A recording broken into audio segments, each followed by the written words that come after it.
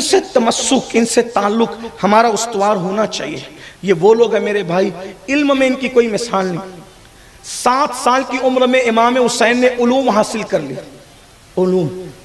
یہ وہ امام ہے، یہ مسجد کا امام نہیں ہے، یہ ولیوں کا امام ہے، یہ اقطاب کا امام ہے، یہ اغواس کا امام ہے، یہ ولیوں کا امام ہے۔ حضرت شاہ نیاز بے نیاز نے لکھا تھا، اے دل بگیر دامن سلطان اولیاء، یعنی حسین ابن علی جان اولیاء، ولیوں کی جان امام حسین۔ آج کل جس طریقے سے روافض کا زور بڑھ رہا ہے، ویسے خوارج اور نواسب کا بھی زور بڑھ رہا ہے۔ کتنا تنگ دل ہے اہل بیت کے لیے لوگوں کا کہ جب بھی امام حسین اور امام حسن کا نام لیا جاتا ہے تو حضرت حسن، حضرت حسین، حضرت حسن، حضرت حسین، حضرت حسن، حضرت حسین۔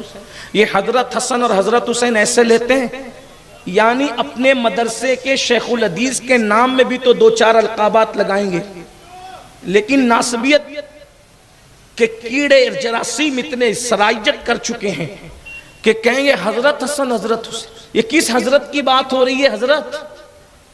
حضرت حسن کا ان کو امام مت کہو، ان کو امام نہیں کہنا۔ کیوں نہیں کہنا؟ جس نے بخاری لکھی وہ امام، جس نے مسلم شریف لکھی وہ امام، جس نے رسالہ قشیریہ لکھا وہ امام، ارے جو 2 رکعت جمعہ کی پڑھاتا ہے وہ امام، اور جسے رسول اللہ نے اپنے کندھوں پہ بٹھایا وہ امام نہیں۔ کیا کر رہے ہیں لوگ؟ اللہ کے رسول علیہ السلام نے فرمایا جب تم میری اہل بیت سے دشمنی کرو گے اللہ تمہارے درمیان فساد اور جھگڑے پیدا کرے، تمہیں تقسیم کر دے گا، قدرت تمہاری عمر کو گھٹا دے گی، تمہارے درمیان گروپ در گروپ پر اختلافات پیدا ہو جائیں گے۔ امت اگر متحد ہو سکتی ہے تو حبل اللہ کو تھامنے کی بنیاد پر، اور حبل اللہ کیا ہے؟ مختلف اقوال ہے جس میں سے 3 قول پڑھتا ہوں۔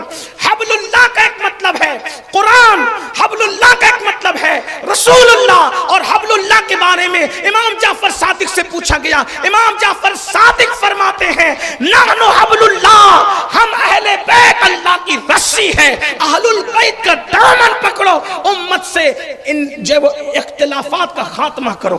میں اپنے جوانوں سے کہنا چاہتا ہوں، کہا کہ وہ فلاں فرقہ معصوم سمجھ کر کے ان کو امام کہتا ہے، اس لیے ہم نہیں کہہ سکتے ناجائز ہے اور فلاں فلاں فلاں۔ میں کہتا ہوں وہ فلاں فرقہ لا الہ الا اللہ پڑھتا ہے تو کیا ہم چھوڑ دیں گے؟ کسی بگڑے ہوئے گنڈے نے ہمارے باپ کو ابا جی کہہ دیا تو ہم اپنے باپ کو ابا کہنا چھوڑ دیں گے؟ ہم تو احتجاج کریں گے، او ابا کہنے والے تیرا باپ نہیں، یہ باپ تو میرا ہے۔ تو اگر کہا کسی نے میرے امام کو، یہ وہ امام لوگ ہیں۔ اب سن لیں اور اچھی طرح سے سن لیں، اگر بخاری، مسلم، ترمذی، ابن ماجہ کو کوئی امام کہتا ہے تو وہ میرے امام کی جوتیوں کا صدقہ ہے، امام حسین کی جوتیوں کا صدقہ ہے جو انہیں امام کہا جاتا ہے۔ آج اگر مجھے اور آپ کو بھی کوئی امام کہتا ہے، مسجد کا امام، مدرسے عیدگاہ کا امام، اور یہاں کا امام اور وہاں کا امام اور فلاں جگہ کا امام، تو پھر یہ امام کے صدقے، ارے یہ امام کی امامت نہ ہوتی،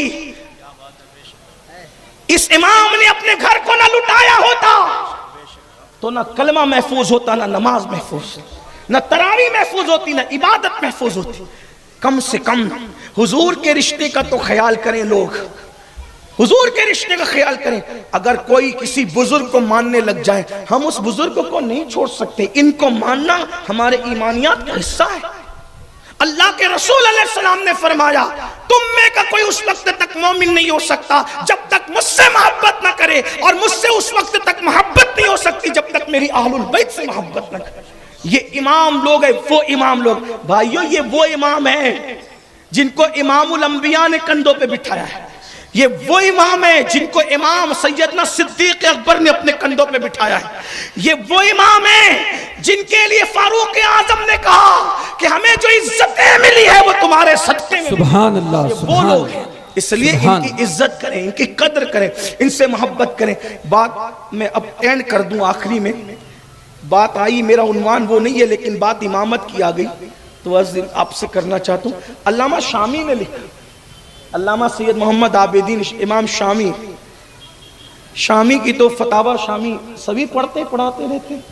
امام شامی لکھتے ہیں اپنی کتاب اجابت الغوث میں، بڑا مختصر سا رسالہ ہے اجابت الغوث، اس میں لکھتے ہیں کہ حضور اکرم صلی اللہ علیہ وآلہ وسلم کے بعد جو ہے وہ غوثیت کے منصب پر، قطبیت کے منصب پر صدیق اکبر فائز ہوئے، پھر سیدنا فاروق اعظم، مختلف اقوال انہوں نے لکھے، میں یہ قول پڑھ رہا ہوں، فاروق اعظم، عثمان غنی، مولا علی کے بعد پھر یہ سلسلہ غوثیت کا سیدنا امام حسن، پھر امام حسین، پھر امام زین العابدین، پھر امام محمد باقر، پھر امام جعفر صادق، پھر امام موسیٰ کاظم، امام علی رضا، امام تقی، امام نقی، امام حسن عسکری، پھر اس کے بعد یہ منصب ہمارے غوث حضور غوث اعظم شیخ عبد القادر جیلانی کو نصیب۔ سبحان اللہ۔ یہ شامی لکھ رہے ہیں اجابت الغوث میں۔